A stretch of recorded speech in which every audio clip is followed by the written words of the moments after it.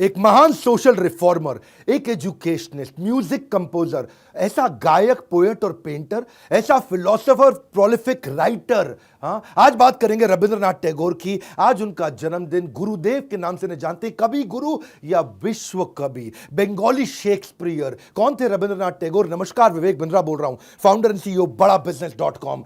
Supremely talented, legendary figure, polymath, cultural icon, incredibly gifted, master of philosophy, master of metaphor. ये एक truly gifted व्यक्ति, exceptional brain. चित्रकारी करी तो 2300 painting बना दी। ड्राइंग और पेंटिंग पूरे यूरोप के अंदर एग्जीबिशन में लगाई जाती थी।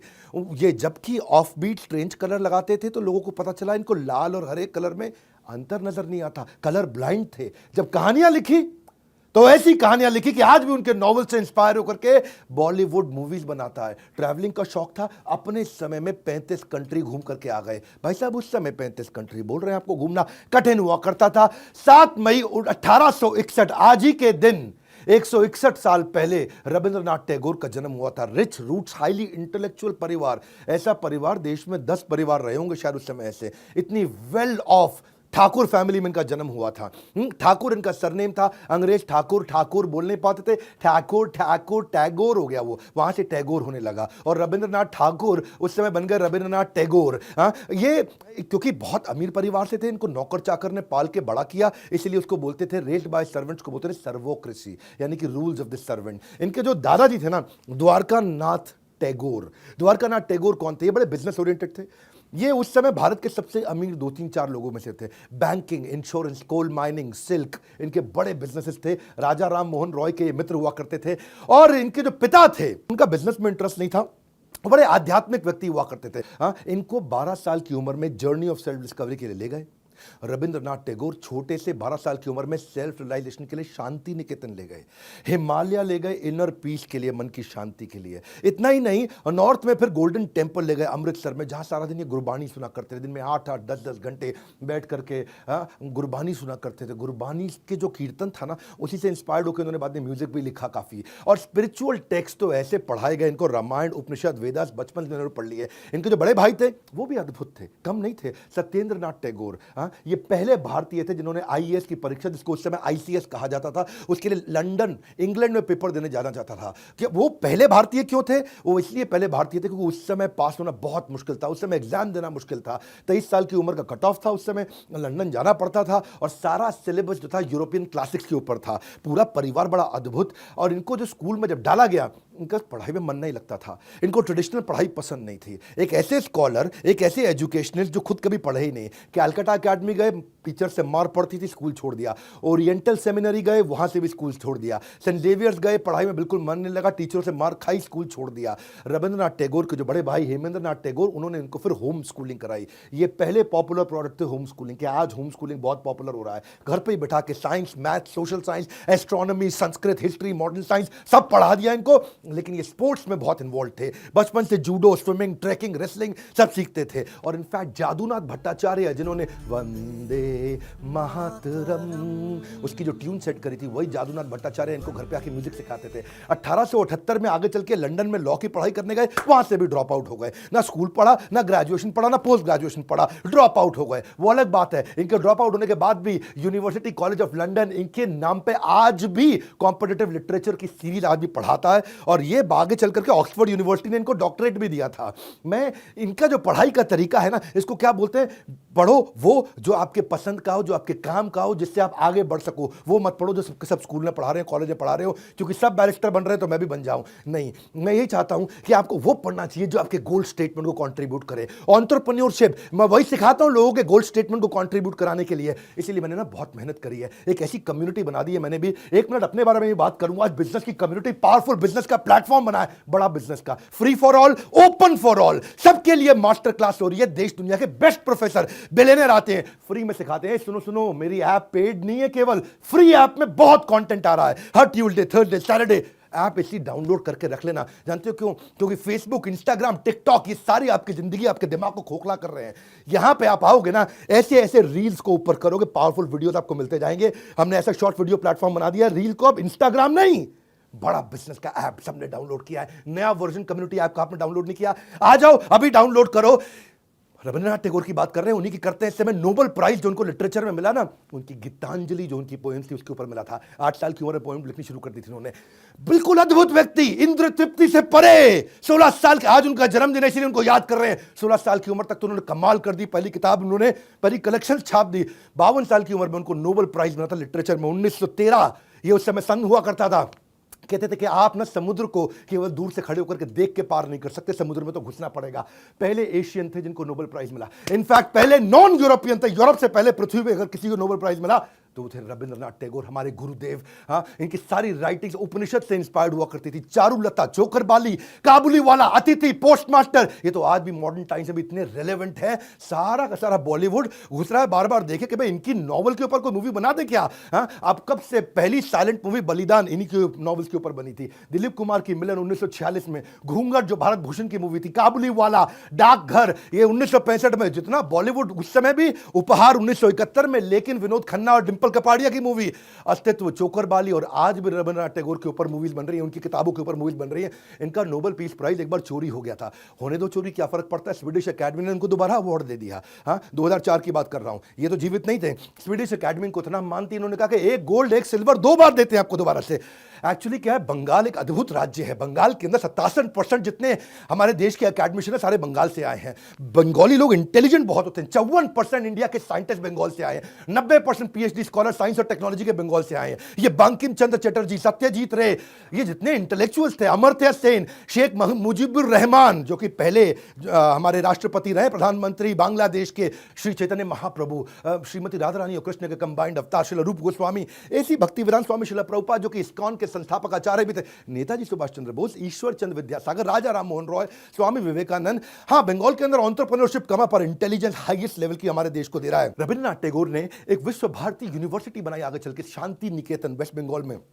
पर्पस क्या था, कन्वेंशनल पढ़ाई को चैलेंज कर देंगे। हाँ, ये जो लिख करके किताब में पढ़ाया जाता है वो नहीं चाहिए, हमारे को फील्ड में पढ़ाई चाहिए। उसी के लिए उन्होंने विश्व भारती यूनिवर्सिटी बनाई। और ये जो विश्व भारती यूनिवर्सिटी थी, इसी से ही अमर्त्य सेन आए, इसी से सत्यजीत रे आए, इसी से इंदिरा गांधी आई। देश के कई इंटेलिजेंट लोगों को यहां से जन्म मिला है। इन्होंने अपना सारा पैसा नोबेल पीस प्राइज का इसी स्कूल को बनाने में लगा दिया था। हाँ, यहाँ पे अच्छा, इतना इनसे अंग्रेज भी इंस्पायर्ड हुआ करते थे कि किंग जॉर्ज जो इंग्लैंड के थे, उन्होंने नाइटहुड की उपाधि दी, नाइटेड कर दिया इनको 1915 में। लिटरेचर में जो उनका कॉन्ट्रीब्यूशन था उसके लिए। वो अलग बात है, जलियांवाला बाग का जब मैसेकर हुआ तो उन्होंने अपनी सर की उपाधि, नाइटहुड की उपाधि अंग्रेजों को वापस कर दी, बोला नहीं चाहिए तुमसे।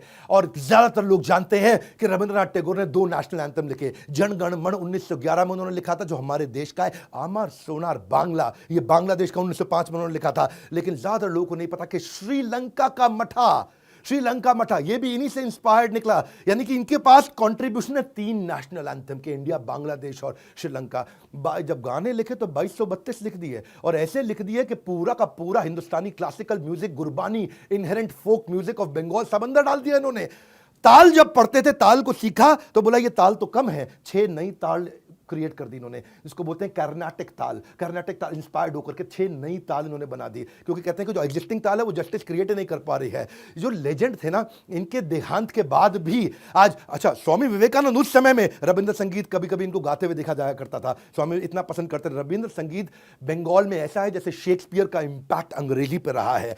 वाइड वैरायटी ऑफ इमोशन है, ऐसा संगीत बनाते थे, अमीर से अमीर, गरीब से गरीब, वो सबको अपना इमोशन उसके अंदर दिखाई पड़ता था। एक गंगा के अंदर नाविक और एक बड़ा पूंजीपति, सब इनके गाने गाया करते थे। इलिटरेट विलेजर से लेकर के एक बड़े से बड़ा लिटरेट इंटेलेक्चुअल स्कॉलर। रविंद्र संगीत जो है ना, बंगाली इंडस्ट्री को और बॉलीवुड इंडस्ट्री को 76 साल हो गए उनको शरीर छोड़े हुए, लेकिन आज भी तेरे मेरे मिलन की ये रहना, जो अभिमान मूवी का गाना, वो 73 का है। लेकिन उसके बाद छू कर मेरे मन को किया तूने क्या इशारा, या फिर क्या था, एकला चलो रे, हाँ, जोरी तोरे डाक सुने को ना आसबे तो अबे एकला चलो। इतना इंस्पायरिंग संगीत इन्होंने दिया है। जोरी तोरे डाक सुने के ना आसे तो अबे एकला चलो रे।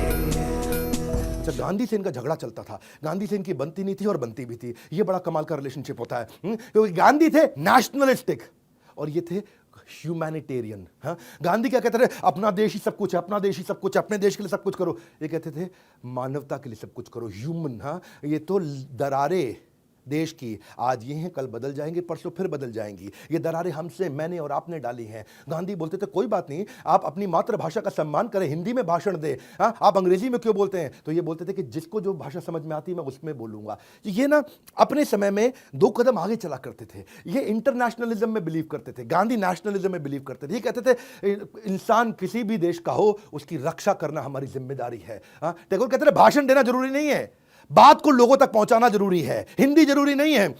जवाहरलाल नेहरू बोलते थे कि कोई भी 2 व्यक्ति पूरी पृथ्वी पे इतना ज्यादा एक दूसरे से अलग विचार कभी नहीं रखते होंगे, और रखने के बावजूद एक दूसरे के प्रति इतना प्रेम तो हो ही नहीं सकता रख सके। हाँ, ऐसे रविंद्रनाथ टैगोर बोलते थे कि friendship between us is richer because of the intellectual differences between us. हाँ, हम दोनों में वैचारिक मतभेद है, लेकिन एक दूसरे के प्रति सम्मान की कोई कमी नहीं है। गांधी बोलते थे चरखा चलाओ, अपना कपड़ा खुद बनाओ। ये बोलते थे हर आदमी चरखा चलाएगा तो देश आगे कैसे बढ़ेगा। इन्होंने किताब लिख डाली द कल्ट ऑफ चरखा, चरखे के नुकसान। ये बोलते थे चरखा महंगा पड़ता है, विदेशी कपड़े सस्ते पड़ते हैं, वो भी ले लो। तो अब वो कहते थे कि भाई कोई मुझे पता है मेरी बातों का बुरा लगेगा, हाँ, लोगों को बुरा लगेगा, लेकिन मैं चाहता हूं कि हम इन चीज़ों से बहुत आगे निकल जाएं। हाँ, गांधी कहते थे पूरा अपने विदेशी कपड़ों को आग लगा दो, खादी पहनो, विदेशी कपड़ों को बहिष्कार करो। ये कहते थे विदेशी कपड़े पहनने में समस्या नहीं है, मेरे को यहाँ पे इस समय माइक्रो एंटरप्रेन्योरशिप चलाना, ट्रेडर चाहिए, डिस्ट्रीब्यूटर चाहिए, मुझे होलसेलर चाहिए, जो सब के सब माल बेचेंगे उनको भी कमाना है। इन्होंने एक ऐसे लिख दिया था, शुद्धोपाय, स्ट्रगल ऑफ इंडियन ट्रेडर्स कैसे स्ट्रगल करेंगे। तो ये मल्टीनेशनलिज्म, ग्लोबलाइजेशन के अंदर बिलीव किया करते थे। टैगोर और गांधी दोनों जायंट थिंकर थे, मॉडर्न इंडिया के। दोनों इंस्पिरेशन लेते थे इसी भारत से, लेकिन दोनों अलग प्रकार से सोचते थे और एक दूसरे के प्रति प्रेम भी रखते थे। 1934 में गांधी जो नेपाल बॉर्डर पे जो अर्थक्वेक आया ना, तो गांधी बोले ये अर्थक्वेक पता है क्यों आया? ये अर्थक्वेक इसलिए आया क्योंकि आप जात पात का, अछूत का भेदभाव करते हैं, इसलिए देवी शक्ति नाराज हो गई है, इसलिए अर्थक्वेक आया। टैगोर खुंदक खा गए, बोले कमाल हो गया गांधी जी, इतना नॉन साइंटिफिक। हाँ, ये अछूत के चक्कर में अर्थक्वेक आ गया, ऐसे थोड़ी है। तो मैं तो बहुत हैरान हूं गांधी जी का पत्र पढ़ के। ऐसा बोले टैगोर कि गांधी जी जैसा पढ़ा लिखा व्यक्ति भी ऐसे गैर वैज्ञानिक सोच रख सकता है। तो इनमें बड़े बहुत मतभेद हुआ करता था। 1936 में रविंद्रनाथ टैगोर थिएटर के अंदर डांस ड्रामा किया करते थे। एक बार की कहानी बता रहा हूं, और वो अपना फंड इकट्ठा करने के लिए करते थे। विश्व भारती शांति निकेतन जिन्होंने स्कूल यूनिवर्सिटी बनाया था। गांधी एक बार धर्मपत्नी के साथ गुरुदेव का वो नाटक ड्रामा देखने के लिए कोलकाता में गए, और गांधी वहां बैठकर के सामने देखे ड्रामा नाटक बहुत अच्छा, लेकिन उन्होंने उनको बोला कि यार तुम्हारी उम्र 75 साल हो गई, तुम इस उम्र में क्यों इतना मेहनत करते हो, नाटक ड्रामा एक्टिंग लेखन ये सब क्यों करते हो? अब आराम करो, अपने जीवन में 75 साल के हो चुके हो। हाँ, तो उस पर उन्होंने जवाब दिया कि नहीं, मुझको पैसे की ज़रूरत है, मैं फंड रेज कर रहा हूँ, मुझे ये शांति निकेतन को बड़ा करना है, मुझे स्कूल की पढ़ाई के तरीकों को बदलना है। तो गांधी ने बोला कोई बात नहीं, ये सब मत करो। गांधी ने अपने कई इनके फॉलोअर्स हुआ करते थे, उसमें एक अंग्रेज बिजनेसमैन फॉलोअर, उसको बोल के इनको 60,000 रुपये का डोनेशन दिलाया, और फिर इन्होंने अपना स्कूल चलाया। तो गांधी और टैगोर आपस में एक दूसरे के खिलाफ थे, पर जब मदद करने की बारी आती थी तो हमेशा एक साथ थे। और गांधी को महात्मा टाइटल भी इन्होंने दिया, और इनफैक्ट देश नायक का भी टाइटल जो नेताजी सुभाष चंद्र बोस को, वो भी टैगोर ने दिया, और वाइस वर्सा। गांधी भी इनको गुरुदेव कह के बुलाया करते थे। हाँ, कई ऑनर्स हुए इनके नाम पे। हाँ, आज भी गॉर्डन स्क्वायर लंदन के अंदर प्रिंस चार्ल्स की 150वीं इनकी अपनी बर्थ एनिवर्सरी पे इनका स्टैचू बनाया गया। इजराइल ने टेल अवीव के अंदर एक सड़क इनके नाम पर रख दी, जिसका नाम रखा उन्होंने रेहॉव स्ट्रीट, मतलब एक ऐसा टेल अवीव के अंदर सड़क बना दी इनके नाम की। हाँ, रविंद्र सेतु कोलकाता में, इतना कुछ है इनके नाम पे। श्रीलंका के अंदर एक बहुत बड़ा मेमोरियल ऑडिटोरियम है इनके नाम पे। विश्व कवि रविंद्रनाथ टैगोर बांग्लादेश में इनके नाम पे सैकड़ों अवार्ड्स भी हैं। Rabindranath Tagore literacy prize, literary prize, Tagore Ratna, कई तरह के अवार्ड हैं। यूनिवर्सिटीज, बांग्लादेश की रविंद्र यूनिवर्सिटी, रविंद्र मैत्री यूनिवर्सिटी, या मॉरिशस की रविंद्रनाथ टैगोर स्कूल यूनिवर्सिटी, ये सब कुछ इन्हीं के नाम पे बनाए गए हैं। इनफैक्ट पोर्ट ब्लेयर के अंदर भी टैगोर गवर्नमेंट कॉलेज इनके नाम पे है। और इनके बारे में अगर मैं सब कुछ एक वीडियो में बता दूं तो ऐसा है कि पूरे के पूरे संसार को एक बोतल में डाल देना, पूरा संसार एक बोतल में आ नहीं सकता है। रविंद्रनाथ टैगोर ऐसे महान व्यक्ति कई सदियों में एक बार आते हैं, और यही मेरा प्रयास रहता है आपको वो पावरफुल कंटेंट लाके देना, छोटे वीडियो के अंदर सॉलिड कंटेंट। इनफैक्ट छोटे वीडियो के अंदर सॉलिड कंटेंट में मैं अब आपको देने जा रहा हूं बिजनेस का ब्रह्मास्त्र। एक अपनी तरफ से गुड न्यूज भी दे देता हूं, 7 वंडर्स ऑफ द वर्ल्ड। आप वॉनरप्रेन्योर, सोलोप्रेन्योर, एंटरप्रेन्योर कुछ भी हो, मैं आपको fast track MBA crash course दे रहा हूं। Hey guys, come on, listen to me. Fast track MBA crash course. हाँ, MBA का क्रैश कोर्स आपको जो दे रहा हूँ 300 से ज़्यादा स्ट्रैटेजी, सारी इंडस्ट्री, सारे फंक्शन, सारे स्टेजेस, आप कुछ भी करते हो। सेल्स की 100 स्ट्रैटेजी, स्ट्रैटेजिक एग्जीक्यूशन की 20 स्ट्रैटेजी, रिटेल की 100 स्ट्रैटेजी, मार्केटिंग की 40 स्ट्रैटेजी, लीडरशिप की 30 स्ट्रैटेजी, पीक परफॉर्मेंस और प्रोडक्टिविटी की 50 strategy, idiot proof, failure proof, risk proof, ऐसी स्ट्रैटेजी दे रहा हूँ। और ये सब कुछ मैं आपको दे रहा हूँ मनी बैक गारंटी के साथ में। स्टार्टअप की 20 स्ट्रैटेजी, बिजनेस ऑपरेशन की 20 स्ट्रैटेजी, आपका 100% रिस्क रिवर्स कर दिया केवल 2999, 2999 रुपए, 2999 रुपए, 2999। और नहीं पसंद आए फोन करो, पैसे वापस ले लो 48 घंटे में वापस। कोई टेंशन नहीं लेने का। लो प्राइस गारंटी तो है ये, दुनिया में इतने सस्ती फास्ट ट्रैक एमबीए कोर्स दुनिया में कोई नहीं करा सकता। Lowest price guarantee, free service guarantee, कुछ समझ में ना आए तो कॉल कर सकते हो। रिप्लेसमेंट गारंटी, ये पसंद नहीं है इसकी जगह कुछ और ले सकते हो। मनी बैक गारंटी, सब गारंटीज का बाप होता है मनी बैक गारंटी। पैसा ही वापस ले लो। अब पड़े हो किस चक्कर में, कोई नहीं है टक्कर में, आपका पूरा रिस्क खत्म कर दिया है मैंने। 2999 के अंदर 48 घंटे में पूरा पैसा वापस, इजी और रिस्क फ्री कर दिया। आप अनसेटिस्फाइड नहीं, ले लो वापस। कैसे पता लगा इसके बारे में? और मेरे साथ आज इस पूरा वीडियो को देखने के लिए आपका धन्यवाद। नीचे कमेंट बॉक्स में बताइए और किसका वीडियो देखना चाहेंगे। और रविंद्रनाथ टैगोर जी को उनके जन्म दिवस पे, उनके आविर्भाव दिवस पे आज उनको बधाई दीजिए। नीचे कमेंट बॉक्स में उनके बारे में लिखिए। खड़ा होकर के पूरे फॉर्म में आ चुका हूं भाई साहब आग लगाने के लिए।